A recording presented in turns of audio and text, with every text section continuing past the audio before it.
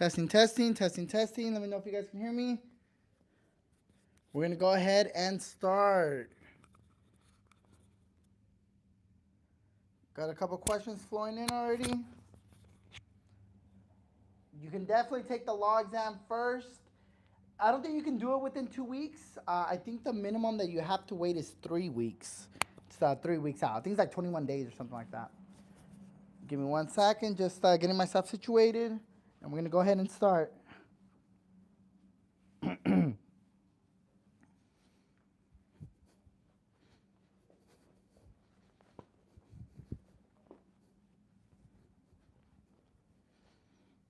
right, 1 moment.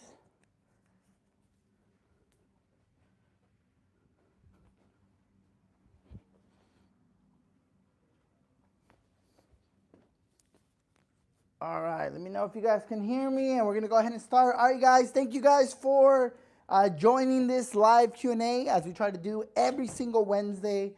5:30 to 6, we do it in English, and then 6 to 6:30, we do it in Spanish, okay? We're obviously, we cover everything that we can in regards to the law, okay? Everything that we can in regards to the law book. So that's what you guys want to do, is you guys want to open up your book, okay? You guys want to open up your law book, and we're going to go ahead and start. As far as your question, you are ready to take the law exam, and your question is, can you take the law and business test first and wait 2 weeks and take the trade? I am applying for the C33. Okay, so I believe when you are choosing your exam date, it allows you to choose both dates. However, there might be a minimum of a 3-week period in between the two. However, if you're choosing them at the same time, it might let you do it whatever date. It also depends on the office near you, what their availability is. So when you create your account with PSI, it'll let you know what the scheduling is, what the availability is with PSI. So once you receive that, once you receive the PSI testing information, that's when you can go ahead and check what the availability is so you can take your exams. Normally, it's about 2 to 3 weeks in between each one. So either way, you would be good. You would just have to wait like an additional 7 days. So I don't believe that would be an issue, but that's so you can answer your question there, okay? All right, guys, so we're going to go ahead and get started. Number one, thank you guys for being here. As always, open up your law book. Should look like this, blue collar licensing. Open up your law book, and we're going to go ahead and get started. We have a few questions already through our email that we're going to take some time to answer, and then we're going to answer as much as we can through our YouTube channel, okay? No, if you already, if you have a license already, you wouldn't have to take the law exam again. So if you're the qualifier, you're the person that took the exams, you wouldn't have to take the law exam again. You would just take the trade exam. But for any of you guys that are interested in additional classifications, or you're interested in getting the process started to get your license, here's a number that you guys can call, 951-742-8181. That number again is 951-742-8181. So go ahead and call that number, because we are going to be focused on answering some of the most common questions here in the law book. We have a lot of questions through our email already, but a lot of people have been confused regarding the first few pages in chapter 1. And I think it's this, you guys, because in the class, I definitely do go over it and I explain it. But if you don't cover it multiple times, it might not register correctly. It might not register in your brain correctly. So there's a couple of things I want to clear up. And the reason why I want to clear this up is because multiple students, not just one, multiple students started this week, and multiple of them had the same question. And not just that, there's also a couple of other contractors that have already had the license that are struggling with this portion of the book as well. So we're going to go ahead and start. Go ahead and open up your law books. Go ahead and open up your law books. We're going to be on chapter 1, page 2. Chapter 1, page 2, that's where we're going to be at. Go ahead and open up your law book. And no worries, not at all. take your notes. You can take notes. No worries. I'm sure that you'll get your logbook soon. But we're going to be on chapter 1, page 2. So we're literally at the beginning, the very, very beginning of the chapter, okay? So no problem at all. Let's see here. All right. I'm registered as a sole proprietor, but I was planning to start a corp. My tax guy says to wait because of the fees associated with the corp. What would you advise? It really just kind of depends. Whichever way you kind of go about it, you're going to have to pay some sort of fees. The thing with the solo ownership is this, before I get started with the other questions, the thing about this, it's not a bad option. It's a good option for a lot of people. But what happens is when you apply for your contractor's license, you have to put the entity that it's attached to. And in chapter 1, we discussed that, right? In chapter 1, we kind of go over all that, like before we even kind of open the book. So a contractor's license, right, is issued to one of the entities, right? So you can do your sole prop, no problem, sole prop. You can do your corporation.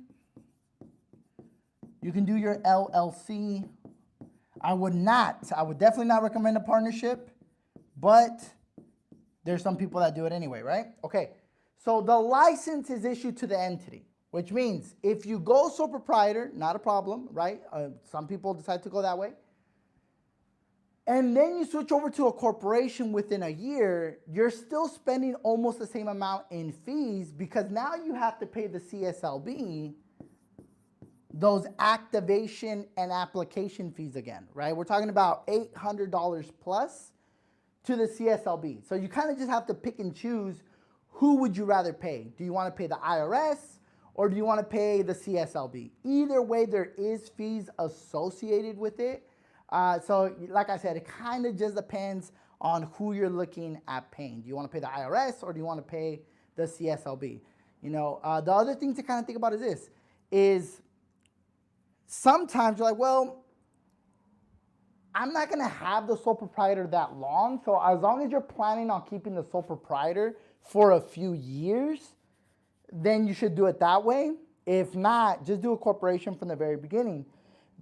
To keep in mind, if you start off sole prop and then switch over to a corporation or LLC or any other type of entity, at any point that you actually make the change, any time that you spent growing the business would go back down to zero. And the reason for that is because a change in entity, it's a whole different company now, right? It's an entirely different company. So if you do have your sole ownership for a year, 2 years, 3 years, then you switch it over to your corporation, you're basically starting from zero again. You wouldn't have to take the exams again, so don't worry about that. But it's a brand new company, so you have to keep that in mind. So any credit that you bill, anything like that, would basically go back down to zero, okay? So it's a lot of stuff to think about, right? It ultimately, whichever way you decide is not a problem, but as long as you have all the information, you're gonna be good, okay? So let's go ahead and open up our law books, guys. Open up your law book, or you can take your notes. Like I said, your law book should look like this, okay? Your law book should look like this. We're gonna be on chapter 1, the very beginning of the book, page 2, okay?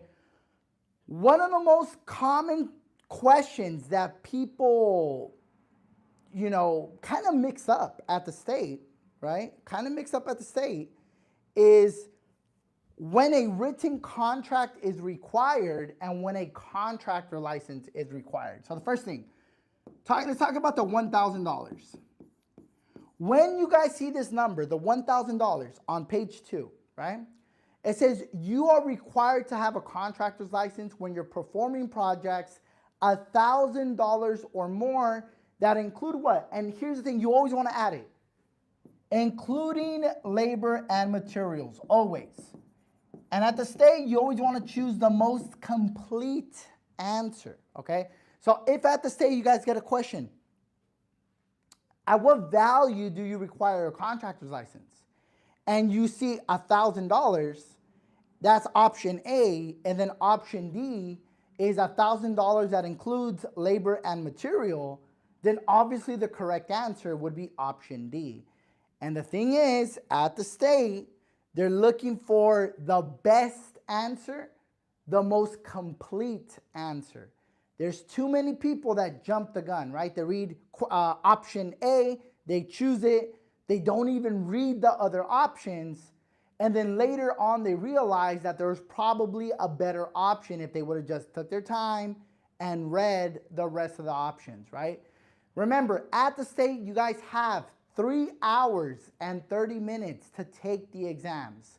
3 hours and 30 minutes. I would highly suggest, and my students have a video in their course that tells them the best tips to pass the exam, right? And one of those tips is what?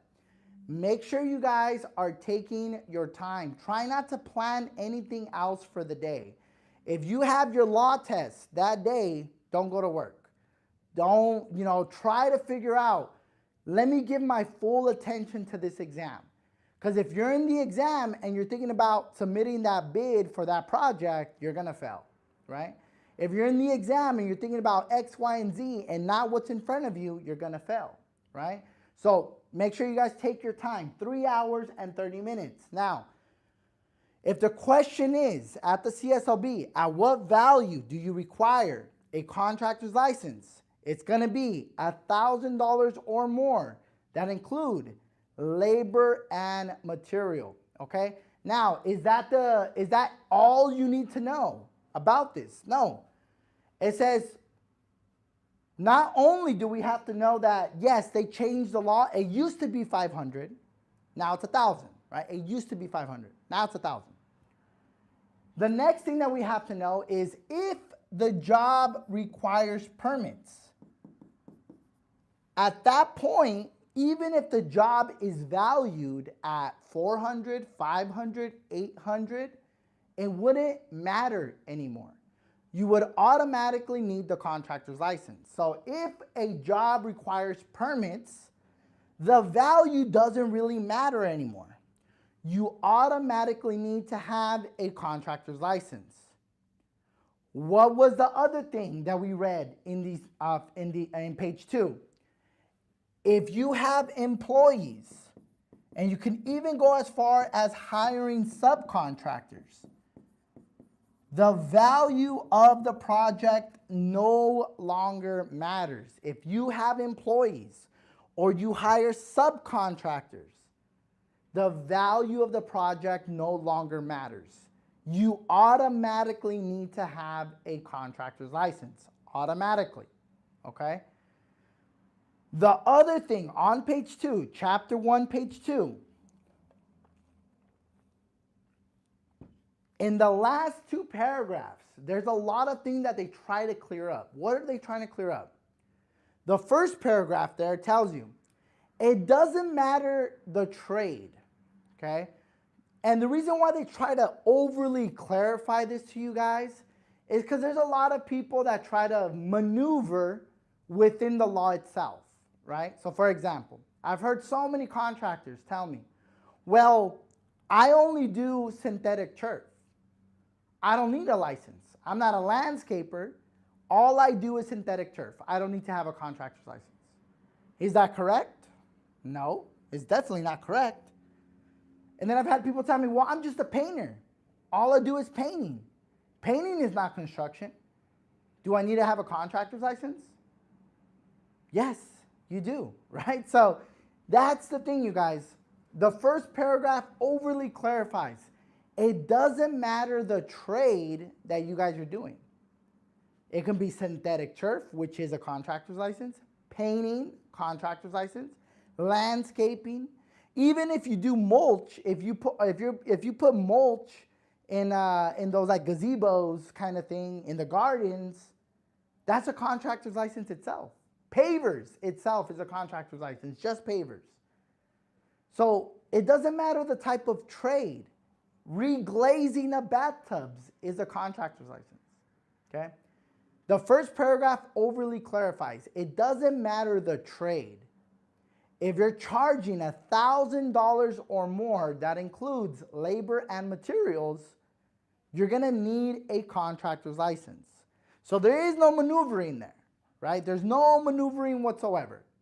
If you're doing some sort of trade, you're going to require a license. That's the first paragraph. That is what the first paragraph is telling you. The second paragraph tells you it doesn't matter the type of contract that it is. Again, there's a lot of people that try to maneuver within the law, right? Probably the most funniest one is if you only charge $500 per day, or in this case now, if you only charge $1,000 per day, you don't need a license, right? Again, we're trying to maneuver with the law. If you only charge $1,000 per day, you don't need a license. That's the funniest thing somebody told me. And I'm like, whoa, you got them. Boom, mind blown. You have beat the state of California. Congratulations. Which is obviously not true, right? Because what happens is the Contractor State License Board comes, they calculate the entire value of the project. So it doesn't matter if you charge $1,000 a day, $500 a day, none of that matters. The overall value of the project matters. So if your project that you're doing is over $1,000, no matter what, you're going to need to be licensed. Okay? That is what those paragraphs are overly explaining to you guys. It doesn't matter the type of trade. It doesn't matter the type of contract that it is. So it can be a daily contract. If you want to be those contractors that charge $1,000 a day, doesn't matter. If you're a time and material contractor, you're like, well, you buy the materials and I'll just charge you $1,000 a day for labor. Wouldn't matter. Because it's the overall value of the project, okay? So that is what those paragraphs tell you. Don't try to maneuver within the law. If you're at the state, right, you're taking the exam, you gotta answer the questions the way the state wants you to answer. If you're answering like, oh my God, I can't believe we have to do all this, I can't believe California is making me do this, you're gonna fail the exam. Right? There's too many contractors that do that. They try to answer as if they're talking with their buddies. We're not doing that. We got to answer the questions the way the state wants you to answer them. Okay? So, apart from all that we just explained, if you guys go to chapter 2, just so I can clear up this common confusion, if you guys go to chapter 2, page 5, chapter 2, page 5. Going to chapter 2, page 5, there's the first paragraph. Literally, it says, in the state of California, you require a written contract for home improvement projects valued at $500 or more, okay? So they're like, well, Luis, a lot of contracts, literally when we do these lives all the time, but it's not 500 no more, it's 1,000. They're confusing the two laws. Don't let it happen to you guys. Don't let it be you that goes to the state and you cause that confusion. Because if you read the question and the question isn't asking about a contractor's license, but it's asking about a written contract, when do you require a written agreement for home improvement projects? The answer is $500. One is talking about a contractor's license, and the other is talking about when a written contract is required. Okay? So what does that mean? That means if you're a contractor and you get the opportunity to do a $700 contract, let's say you get a $700 project that includes labor and materials. At $700, you wouldn't require a contractor's license, but what would you require? You would require a written contract, right? So at $700, you wouldn't need a license, but you would need a written agreement. And just for those of you guys that don't know, in the law book and and most of the things that you guys will be doing, agreement, you swap that word out for contract. Agreement is contract, contract is agreement, okay?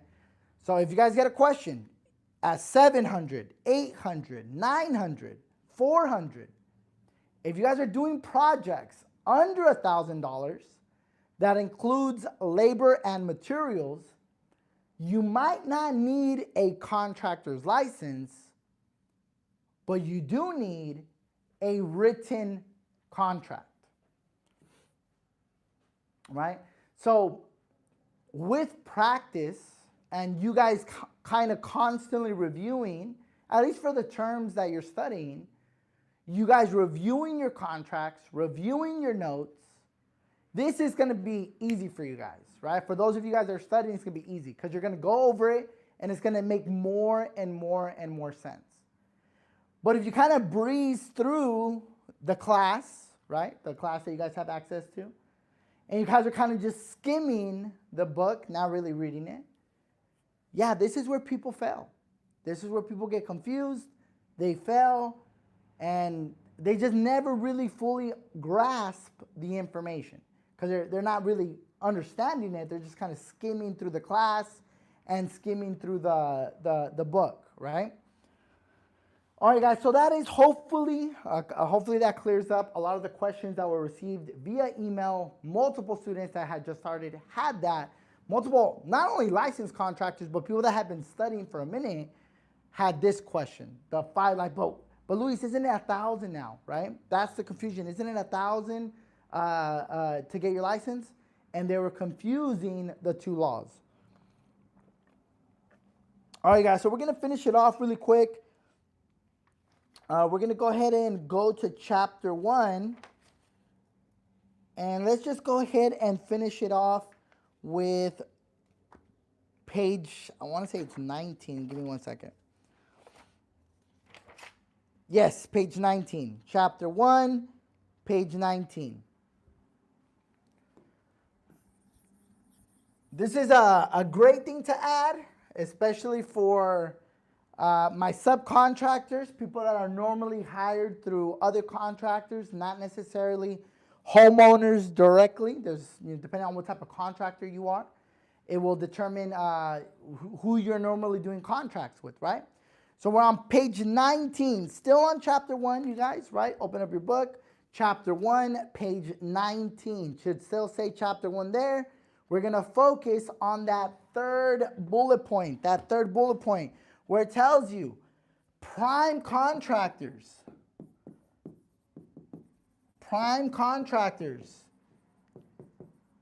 have 7 days, okay, 7 days to pay subcontractors after receiving payment.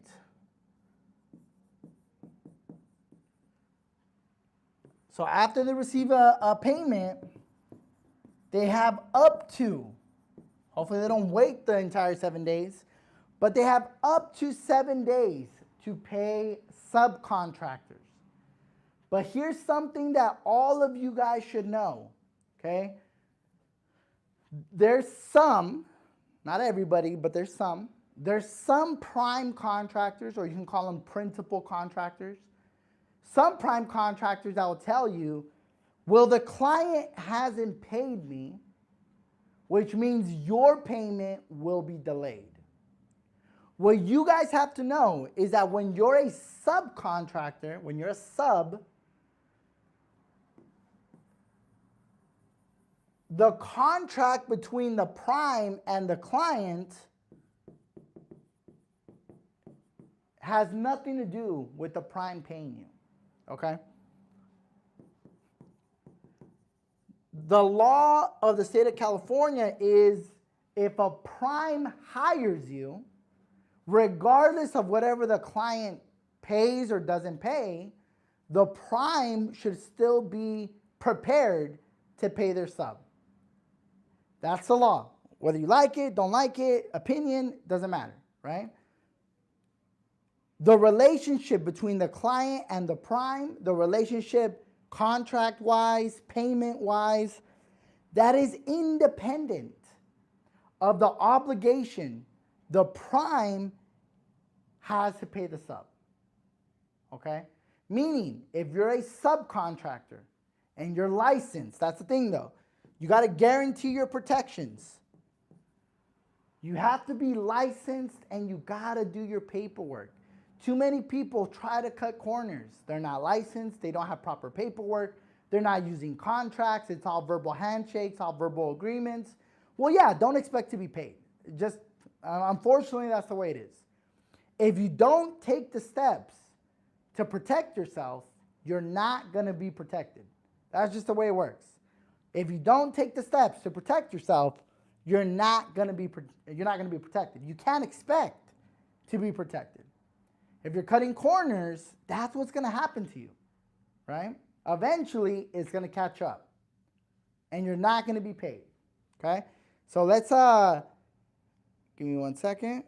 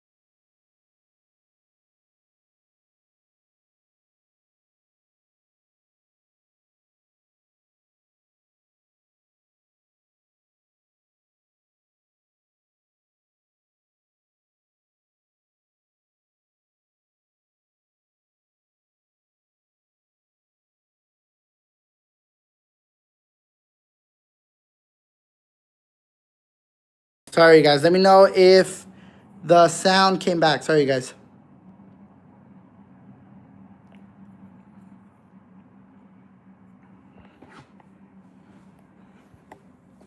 Testing, you guys. Testing. Perfect. Okay, perfect. Sorry, guys. It was like 5 calls came in and it kind of messed up my audio. We send you directly to your phone via text or via email. You log into your website, email, and the password. Those are the classes, practice, exam, and notes. What we do here, it is simply a Q&A. So thank you guys very much. I'm going to go ahead and switch over to Spanish now, okay? Amigos, ¿qué tal? ¿Cómo están? ¿Cómo les va? Muchas gracias por estar aquí en vivo. Gracias por estar aquí en vivo. Muchas gracias. Gracias por estar aquí. Ya vamos a comenzar con el segmento de preguntas y respuestas en español. Antes de cualquier cosa, amigos, recibimos bastantes preguntas por correo electrónico, preguntas por correo electrónico. Algunos estudiantes me dicen que no tienen mi correo electrónico personal, que es el luis@bluecollarlicensing.com. Muchos que tienen preguntas. ¿Qué tal, Luis? Tengo una pregunta del libro, pero no encuentro cómo darte esta pregunta. Allí está mi correo electrónico, amigos. Luis@bluecollarlicensing.com. Ok, Luis@bluecollarlicensing.com. Aquí me pueden dar sus preguntas, cualquier pregunta o duda, estamos listos aquí para ayudarles. Sí tenemos varias preguntas, ya por el correo electrónico, pero también si tienen preguntas aquí por el canal de YouTube, pueden dejar sus preguntas, ¿ok? Pero vamos a comenzar lo mismo que lo hicimos en inglés, porque varios lo tienen en inglés y español, y pues hay preguntas de estas cosas que pues sí se puede confundir, la verdad. Las leyes se pueden confundir. Pero comenzando desde la página 2 en el capítulo 1, ahí los vamos a enfocar. Capítulo 1, página 2. Si yo les doy una pregunta a base de ¿cuándo se requiere tener un contrato escrito aquí en el estado de California? Eso es algo que pues muchos, la verdad, se confunden con lo que está en la página 2, ¿verdad? Recuerdan, enfócase en la pregunta. Si la pregunta es, ¿a qué valor requieres tener un contrato por escrito? ¿Qué sería la respuesta?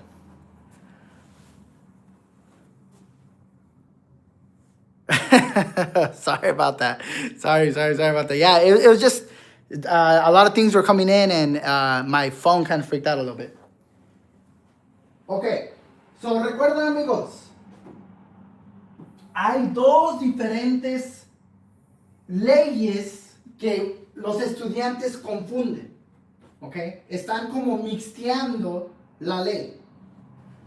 Porque si la pregunta es, ¿a qué valor requieres tener un contrato por escrito? La respuesta no es $1,000. La respuesta es 500. ¿Dónde en el libro hablamos de eso?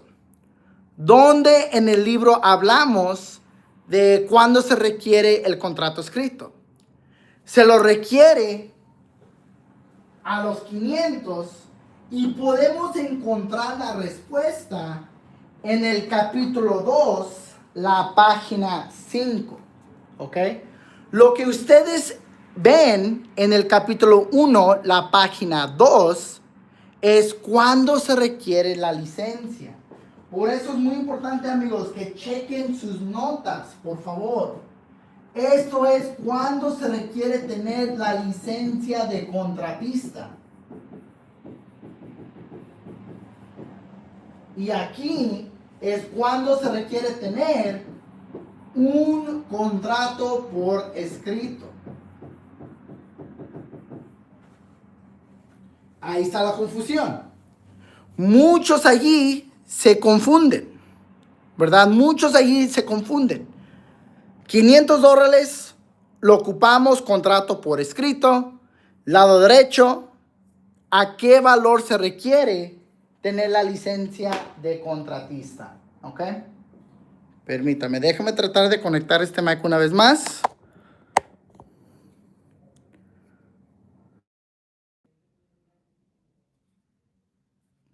Aquí por el canal de YouTube, ¿sí me escuchan? Aquí por el canal de YouTube, ¿sí me escuchan?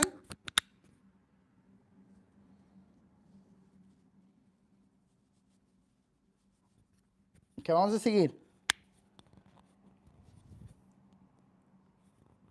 Perfecto. Ok, vamos a seguir.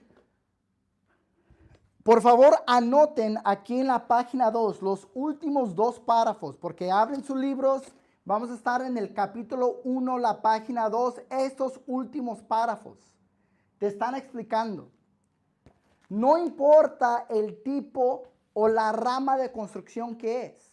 Tú puedes estar haciendo landscaping, pintura, gabinetes, árboles, no importa. El primer párrafo te dice, no importa el tipo de trabajo que es, requieres tener la licencia de contratista cuando el proyecto es de 1,000 o más. Cuando el proyecto es de 1000 o más, no importa el tipo de trabajo, el tipo de proyecto, la rama de construcción, es 1000 o más. Y la razón que el Estado lo tiene que aclarar, me imagino que ustedes tienen amigos, que ellos también te dicen, pues yo nomás soy pintor, no requiero licencia.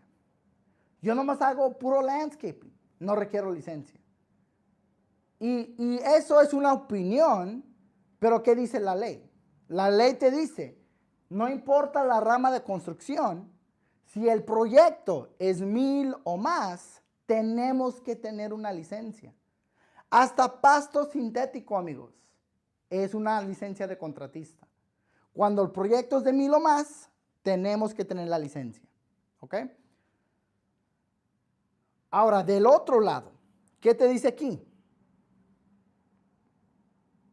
It's the total value of the project. We kind of already covered that as well. We covered that a couple minutes ago. It's the total value of the project. So it doesn't matter if you try to separate it, right? Realistically, that's kind of what they're talking about at the bottom of page 2, the last paragraph. Hay muchos que quieren mover adentro de la ley, ¿verdad?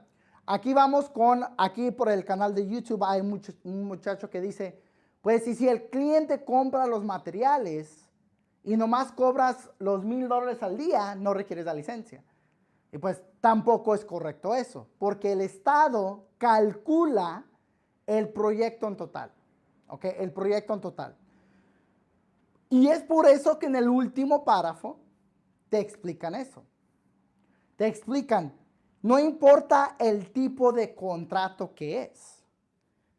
Si el contrato nomás es mano de obra y el cliente compra los materiales, todavía tienes que incluir el valor de los materiales. No importa quién lo compra, todavía se tiene que incluir. Recuerdan, es el valor del proyecto en total. El Estado llega, calcula todo lo que hiciste en esta propiedad y luego dan la multa. Y con el Estado, pues no se puede negociar, ¿verdad? No hay, hey, pero yo cobré 1000 al día. ¿Qué creen que van a decir ellos? Pues no me importa, aquí está la multa, ¿verdad? Hay que evitar esos tipos de problemas, ¿ok? Aparte, en el Estado, tenemos que contestar las preguntas, ¿verdad? Tenemos que contestar las preguntas como el Estado quiere que contesten las preguntas, ¿verdad? Si tú dices, pues los voy a contestar como yo pienso que debo de ser la ley, pues nunca vamos a pasar el examen, ¿verdad? Nunca vamos a pasar el examen. Tenemos que remover las opiniones y contestar las preguntas exactamente como dice en este libro de leyes aquí. Si el libro lo dice, eso es la respuesta, ¿verdad? Ok, ojalá eso aclara las dudas entre lo que ustedes están viendo en el capítulo 1, página 2, y luego en el 2, en el capítulo 2, la página 5. ¿Ok? Ahí estamos. Ok, seguimos. Vamos a llegar al capítulo 2 y aclarar otra duda. Y vamos a hablar del tiempo de cancelación en la página 19. En la página 19 hablamos del tiempo de cancelación que tienen los clientes. ¿Ok? Ahí vamos a estar.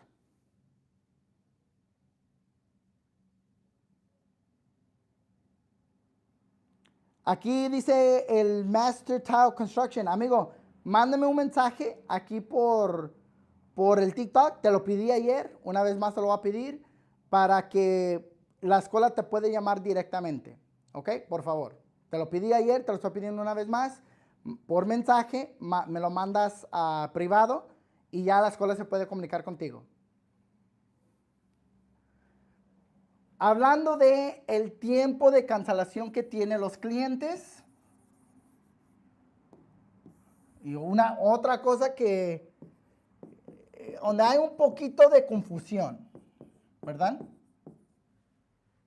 Ok, si ustedes firman un contrato de home improvement, si ustedes firman el contrato de home improvement, ¿ok?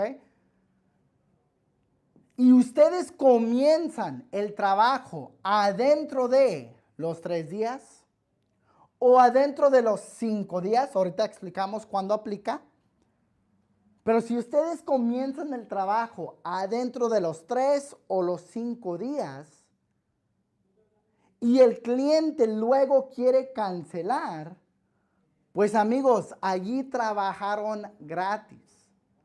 Porque el estado de California te está diciendo, el cliente tiene 3 o 5 días para cancelar su contrato. ¿Cuándo tienen 5 días? Cuando el cliente tiene 65 años o más.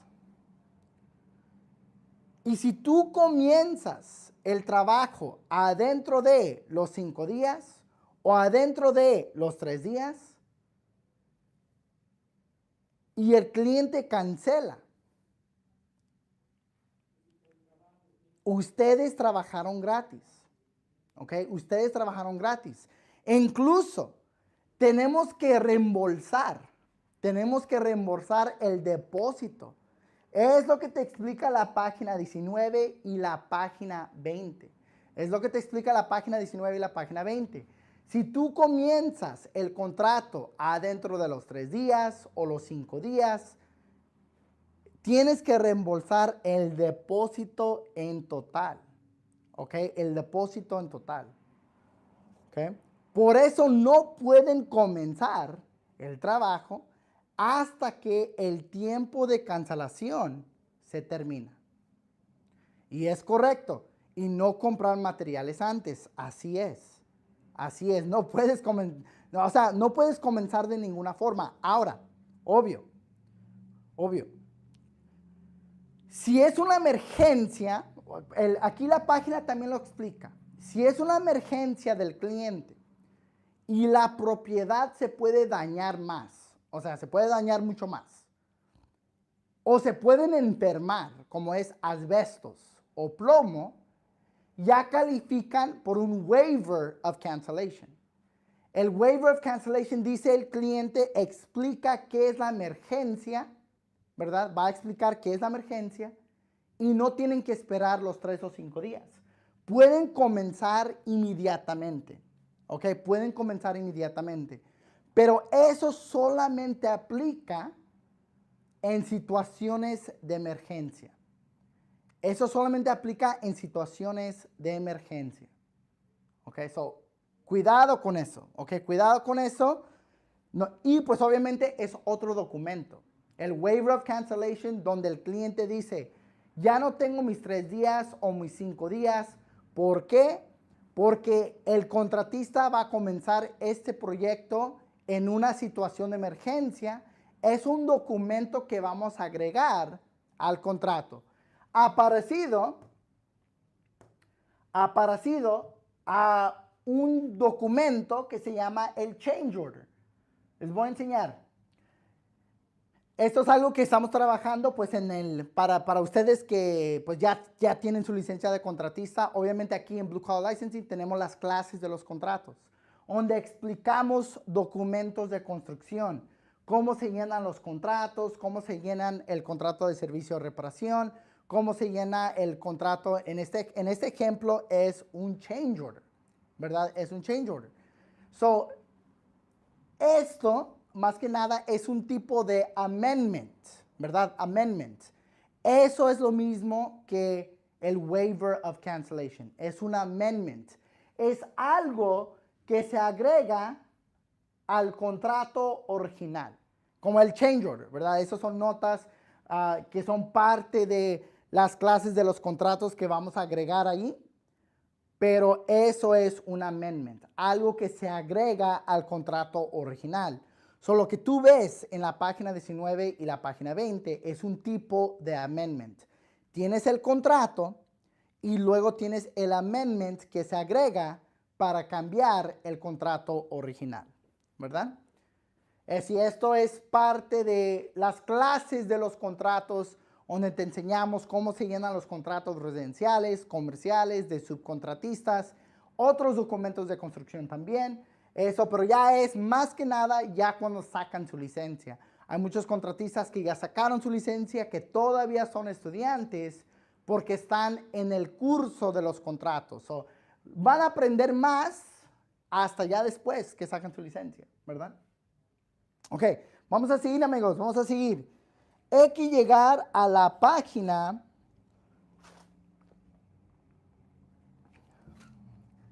bien rápido, nomás para clarificar esto. La página 7, capítulo 3, la página 7, ahí vamos a estar. Hablando del aviso preliminar, ok, vamos a hablar del aviso preliminar bien rápido. Capítulo 3, la página 7.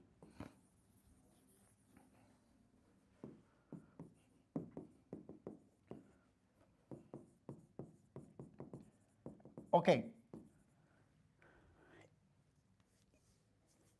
Y si tú llegas al capítulo 3 y no estás seguro qué son las diferencias entre los contratistas principales y subcontratistas, recomiendo que estudies el capítulo 2 otra vez.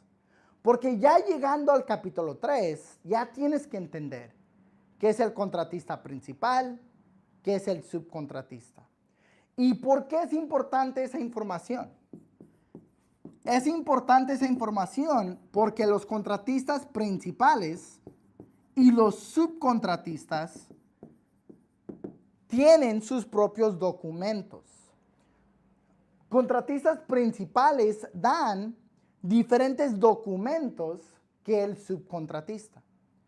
So, si tú llegas al capítulo 3 y todavía no entiendes esa fundación, regresa al capítulo 2 una vez más, ¿ok?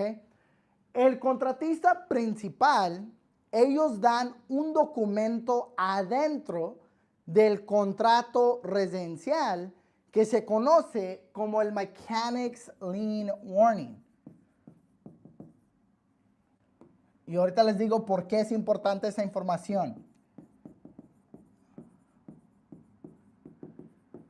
Y los subcontratistas, ellos dan el aviso preliminar. Pero aquí está el detalle.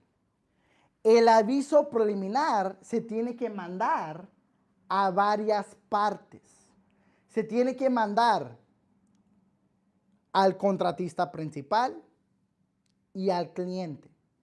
¿Ok? Si tú eres un subcontratista, tú tienes que mandar el aviso preliminar al contratista principal y al cliente. Un ejemplo del aviso preliminar está en la página 8. Pero más que nada, esto solamente aplica para los subcontratistas. Porque el prime contractor, el contratista principal, ellos nomás tienen que incluir un párrafo que se llama el Mechanics Lien Warning. Lo tienen que incluir en su contrato. Y de eso lo repasamos en el capítulo 2. ¿Cómo se ve el Mechanics Lien Warning? Aquí está. Si van al capítulo 2, la página 11, esto es el Mechanics Lien Warning. So, contratistas principales es el Mechanics Lien Warning. Aquí está, capítulo 2, página 11, ¿verdad? Pero si estamos hablando del subcontratista, el subcontractor, es el capítulo 3, página 8, ¿verdad? Capítulo 3, página 8, Preliminary Notice. So, hay muchos que me dicen, pero Luis, yo sí estudio, sí repaso las páginas, pero luego cuando hablamos y damos ciertas preguntas, están mixteando la información, porque no entendemos la fundación. Tenemos que entender las diferencias claves entre contratista principal a subcontratista. Tenemos que entender esas diferencias. Si no, vamos a batallar mucho con el examen. Vamos a fallar el examen por 1, 2, 3 puntitos, ¿verdad? Porque no entendemos la fundación. Ciertas preguntas que deben de ser fácil se ponen complicados cuando no entendemos estas diferencias, ¿verdad? Ahora, hablando del aviso preliminar. En la vida real, para muchos, la mayoría, el aviso preliminar solamente se tiene que mandar a dos partes, que ya explicamos. El contratista principal y el cliente, el homeowner, ¿verdad? So vamos a poner, y cuando ven cliente, pues estamos hablando del homeowner, el dueño, el propietario, pues. En el estado, a veces no te dicen tan fácil a qué se le tiene que enviar este formulario. La mayoría de la vez cuando el estado te da esta pregunta, te dice, ¿a quién estás obligado? ¿A quién estás obligado dar o mandar este formulario? Y ahí es cuando tenemos que decir, ok, obligado es cliente, prime y lender, un prestamista. Pero si no hay prestamista, pues a ellos no. Pero si la pregunta es, en el estado, ¿a quién estás obligado mandar este formulario? Y esto es una opción, pone que es opción C, opción D. Esta sería la respuesta correcta.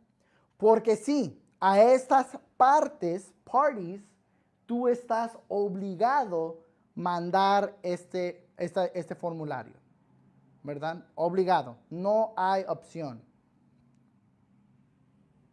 So, recuerden, amigos, separen los contratos. Un subcontratista no llena el contrato de home improvement. Esa es la cosa. Un subcontratista no llena el contrato de home improvement, no llena el contrato de servicio de reparación. Ellos tienen su propio contrato, los subcontratistas.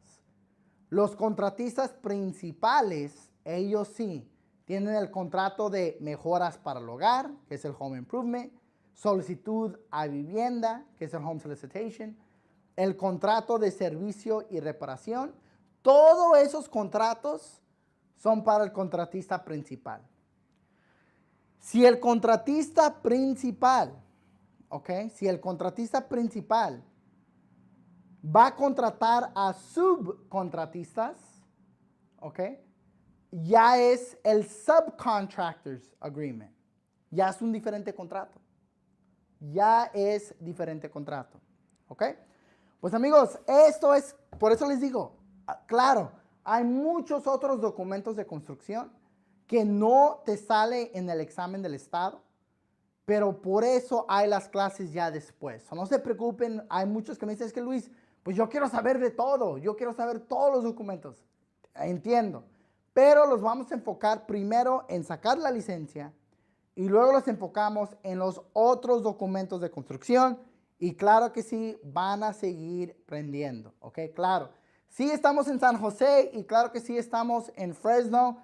Amigos, antes de cualquier cosa, ahorita incluso les vamos a explicar un poco más, pero recuerdan, para mis estudiantes, todo lo que te voy a recomendar, las notas son muy importantes. Notas son muy importantes. Este libro es de ustedes.